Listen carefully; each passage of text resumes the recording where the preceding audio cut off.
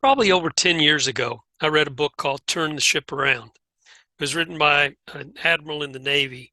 His name was David Marquette. He wrote a subsequent book called Leadership as Language. This really started me on a journey to really try to persuade leaders and business owners and managers to really stop answering questions. I know that is probably one of the biggest interrupters and killers of productivity in an organization. Um, and there is a simple way to change that and turn it around. And this book really gave me that idea.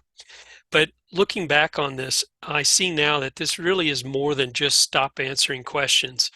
It's really a way to accomplish two things that we really want to do in our business, and I know that all of you want, and that's that our yourselves and leaders in your organization uh, have more time to work on higher quality or higher, more viable, more bigger rocks that will move the operation forward, be of more value to the operation.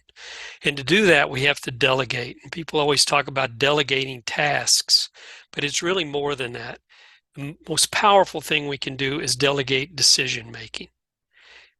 By delegating decision making, we can help people in our organization feel like their opinions count, and we can help them build up credibility in themselves and their confidence in themselves to make good decisions, and give you guys the credibility to them the credibility to let them do that work. I want to take a few moments and read from the book because it's really kind of an introduction, but it really goes back and shows the journey that Marquette made from going from being a business owner type, giving orders, management type leader to one that really delegated decisions down and wanted to help people on the team make decisions on their own. I used to think I was special. It started in high school when I earned better grades than almost everyone around me. This trend continued into my time at the U.S. Naval Academy.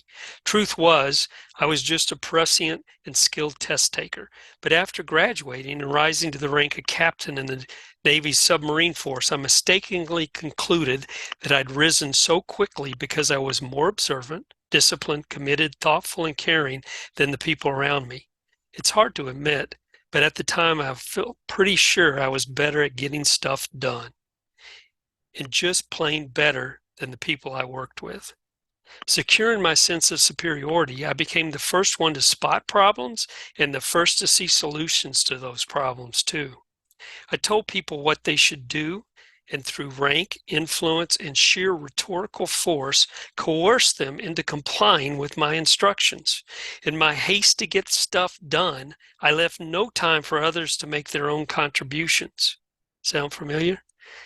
My division or department was an assembly line, one that cranked out actions instead of cars or lawnmowers.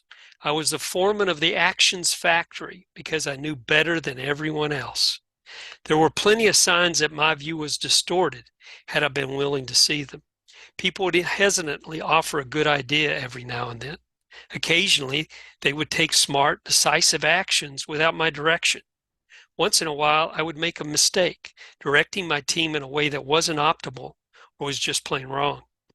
In these scenarios, my subordinates would comply with bad orders, despite all my lectures to speak up if they ever saw a problem. Afterwards, when things went off the rails, they would shrug and say they were just doing what they'd been told. In response, I would double down on giving clear, concise, and correct orders in the future. I spent 28 years being evaluated and ranked. The Navy is highly competitive. Top spots are scarce. In this environment of continuous judgment and evaluation, I experienced constant pressure to prove myself. Every exam, every monthly report, every inspection, every meeting, every day was another trial, another opportunity to prove and perform. A single bad outcome might affect a promotion, a pay raise, my social standing, or even my sense of self-worth. As I regarded my achievements with pride, I chafed at the sense that others didn't give me adequate recognition for my contributions. I adopted a closed, invulnerable persona, firmly rooted in a performance mindset. If life was going to be a rat race, you can bet your whiskers I was going to win it, however hard I had to drive my people to do so. Does that sound familiar? Sure does to me. Operating this way, conforming to hierarchical roles, maintaining emotional distance from others, avoiding vulnerability at all cost is lonely and unfulfilling. Although I was proud of my promotions and awards, something profoundly important was missing. My journey took an unexpected detour when the captain of the nuclear submarine USS Santa Fe abruptly quit and I was suddenly put in command. Santa Fe is a laughingstock of the fleet. At the time, I joked that it was only had two problems: the fleet's worst morale and its worst performance to boot. Each month, the Navy would publish the 12-month reenlistment and retention rate for all 50 or so submarines, and inevitably, Santa Fe would be at the bottom of that list. Not near the bottom, all the way at the bottom, by a good margin, with 90% of Santa Fe's crew getting out of the Navy at the end of their time on board.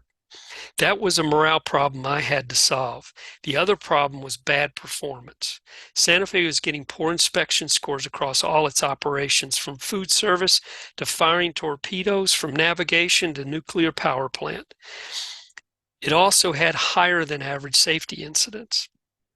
Normally, my prove and perform leadership approach would have been just what the doctor ordered if I had known the ship. But as it turned out, I had spent 12 months preparing to take over a different submarine. I was driving blind. When I came aboard my new submarine, I started asking questions. In the past, I'd always made a practice of asking questions, but they were more like test questions. I already knew the answers. Did they? Now, I was asking questions because I had needed to know how the ship worked. This meant I had to admit to my crew that many of the details I did not know the answers. That was scary. On our first day at sea, the crew and I were sizing each other up. I instinctively conformed to the role of captain as I'd been programmed. I would give the orders and they would follow them. Then early on, I ordered something technically impossible for the Santa Fe: second gear on a motor that only had one. The order was immediately parroted by an officer, though he knew it made no sense. The sailor ordered to carry out that question just shrugged helplessly, and my error was revealed to all. This was a life-changing moment for me. I'd always known 99 out of every 100 parts of a job. When there was the occasional gap in my decision-making, I simply resolved to give better orders in the future. Here on Santa Fe, I felt like I knew only one of the 100 parts of what I needed to do. If I couldn't count on my own officers to point out an obvious mistake like this one, we'd end up killing the wrong people, maybe even ourselves. Something needed to change. All my leadership training up to that point had been about making decisions and getting the team to implement them. I had never questioned this paradigm until that moment aboard the Santa Fe. Improving my decisions simply couldn't happen fast enough to matter. I needed a different solution entirely. The problem, I realized, wasn't that I had given a bad order. It was that I was giving orders in the first place. By making tactical and operational decisions for the team, I was absolving them of their responsibility for outcomes. Moreover, I was giving them a pass on thinking itself. It was a pass I had to revoke if I was going to survive. Like many organizations, the USS Santa Fe prided itself on its can-do culture, but can-do is fragile. As long as whatever we're can-doing is right, things are fine. But in our take-no-prisoners enthusiasm, we can easily propagate errors throughout the organization. We needed to match our zest for can-do with a zeal for can-do. The officers of the Santa Fe and I made a deal that day. I agreed to never give another order. Instead, I would provide intent, the goal of what it was we were trying to achieve. They agreed never to wait to be told what to do. Instead, they would provide their intentions to me, how they were going to achieve my intent. This shift was reflected in a simple change of language, replacing request permission to with I intend to. We shook hands on it. Then we went back to work. Over the next 12 months, Santa Fe set a record when each and every one of the 33 sailors eligible for reenlistment that following year signed up to stay in the Navy. The ship also performed brilliantly in every task the Navy asked of it. Santa Fe received an all-time record inspection score for operating the submarine, all without firing anyone. For both performance and morale, Santa Fe had risen from worst to first. This did not happen because I leaned harder on the officers and crew. It happened because I leaned back and invited them to lean into me. As a result, we went from one leader and 334 followers to 135 leaders with a bias for action and thinking. What happened over the next 10 years was even more remarkable. The crew of the Santa Fe continued to outperform their peers after I left. 10 of the officers from the time period were themselves selected to command submarines. 5 became squadron commanders or the equivalent, and 2 so far have been promoted to admiral. In the Navy, this track record is, to put it mildly, extraordinary. I hope that reading this and listening to this, you see yourself and you see some of your managers or all your managers and leaders in this reading. And the simple solution to this is to stop answering questions and start asking people what they intend to do.